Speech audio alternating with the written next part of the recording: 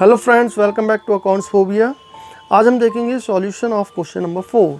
तो देखिए यहाँ पर क्वेश्चन नंबर 4 का सॉल्यूशन मैंने कर रखा है। मैं आपको इसको एक्सप्लेन कर देता हूँ, इससे टाइम सेव होगा। तो देखिए यहाँ पर हमें दिसंबर 2016 के लिए कैश बुक प्रिपेयर करनी है। 1 दिसंबर को ट्रांजैक्शन दिया है कैश इन हैंड ₹25,000। तो हमें यहाँ पे लिखना है दिसंबर 1 को टू बैलेंस ब्रॉट डाउन 25,000।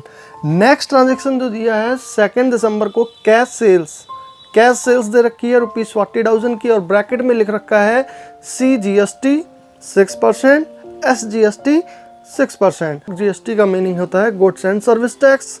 तो CGST और SGST का मीनिंग क्या है?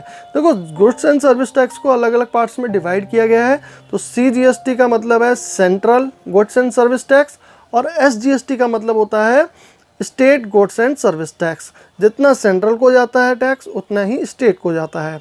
तो अगर हम कोई भी चीज़ जैसे हम परचेज़ करते हैं, हमें 12% GST देनी है, तो 12% GST में 6% सेंट्रल की हो जाती है और 6% स्टेट की हो जाती है। तो यहाँ पर हमें दोनों को अलग अलग शो करना होगा, दोनों को अलग अलग पेमेंट करना होगा। ठीक है, तो अगर हम गुड्स परचेज़ कर रहे हैं तब पे करेंगे, और अगर हम गुड्स सेल कर रहे हैं तो हम वो टैक्स रिसीव करेंगे कस्टमर से on the behalf of government के बिहाफ से हम वो टैक्स कलेक्ट करेंगे, और जितना हम गवर्नमेंट को पे करते हैं उसमें से डिफरेंस निकाल कर देखा जाएगा कि हमने टैक्स गवर्नमेंट को पे ज़्यादा किया है या गवर्नमेंट के बिहाफ से कलेक्ट ज़्यादा किया है। ठीक है, उस हिसाब से लास्ट में सेटलमेंट होता है। तो अभी हम यहाँ पर सेकंड ट्रांजैक्शन में गुड्स को सेल कर रहे हैं 40,000 रुपये का। तो हमने जब गुड्स सेल किया है तो कस्टमर से हमें टैक्स मिलेगा गवर्नमेंट के लिए। ठीक है, वो हम गवर्नमेंट को पे करेंगे। तो देखिए यहाँ पर हमने 40,000 का गुड्स सेल किया, तो 40,000 हमारे पास कैश आया टू सेल्स अकाउंट 40,000।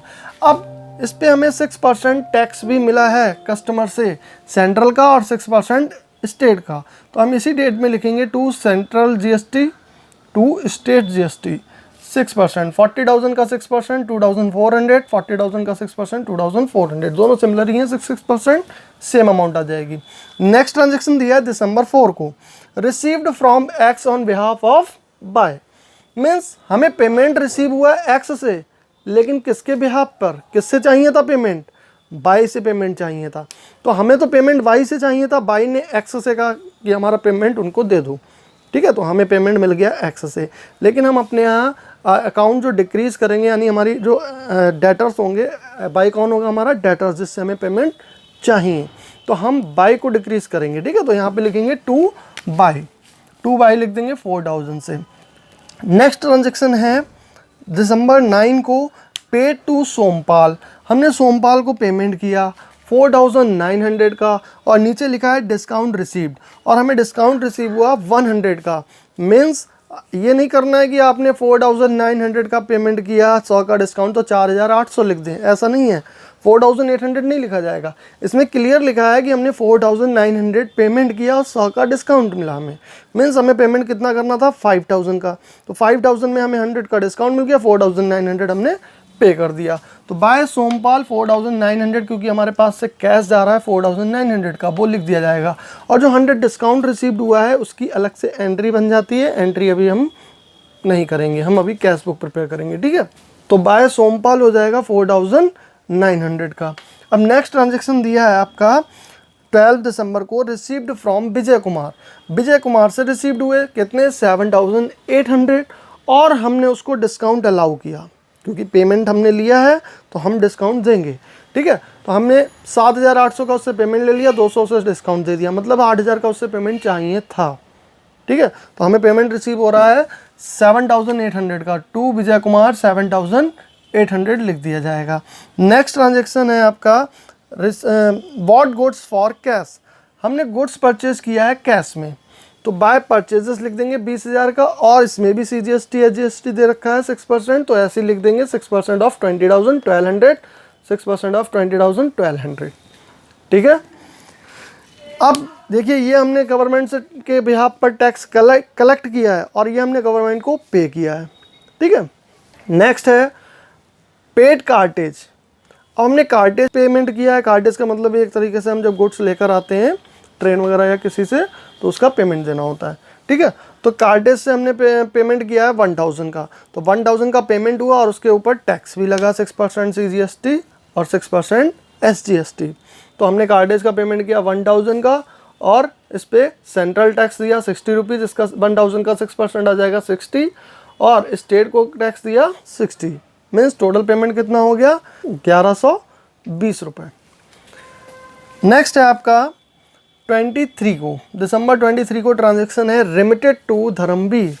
रिमिटेड का मतलब क्या है, पेमेंट करना, ठीक है, देना किसी को पेमेंट।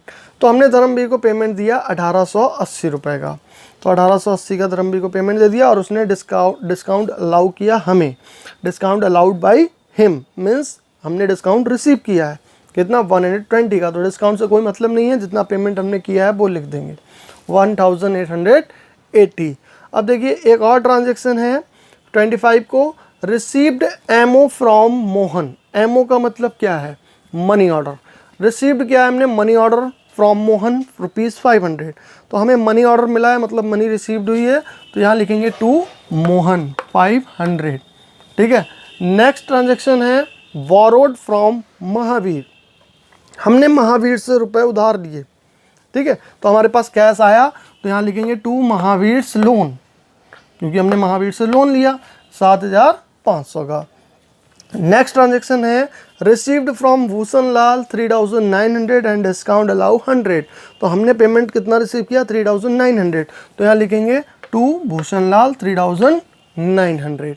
लास्ट ट्रांजेक्शन है 31 दिसंबर को, paid to Lalit 2700 in full settlement of ₹3000। Means 3000 का पेमेंट के बदले में फुल सेटलमेंट, यानी फुल सेटलमेंट हमने कितना किया है, पूरा पेमेंट कितना दिया 2700 का, मीन्स 300 रुपये का हमें डिस्काउंट रिसीव हो गया। तो हमारे पास से 2700 रुपये जा रहे हैं बाय ललित 2700। अब हमें क्या करना है, टोटलिंग करके बैलेंसिंग फिगर निकाल देना है। तो इस साइड का टोटल करेंगे, देखिए 0, सेकेंड डिजिट भी 0, थर्ड 4 4 8 8 8 16 16 और ये 10 हो गया 26 26 और 9 35 और ये आ जाएगा 3 कैरी 3 5 8 8 to 10 to 12 12 4 16 16 और 7 23 23 और 7 30 30 और 3 33 3 इस साइड में आ जाएगा कैरी 3 to 5 4 9 9 93,500, यही टोटल इधर लिख दिया जाएगा, ठीक है। अब इस साइड का टोटल कर लेंगे इधर रफ में। तो देखिए यहाँ पर 0, सेकेंड डिजिट में आएगा 6 6 12 और 8 20 का 0 2 कैरी 2 9 11 11 और 2 13 2 15 15 15 15 15 और 8 23 23 और 7 30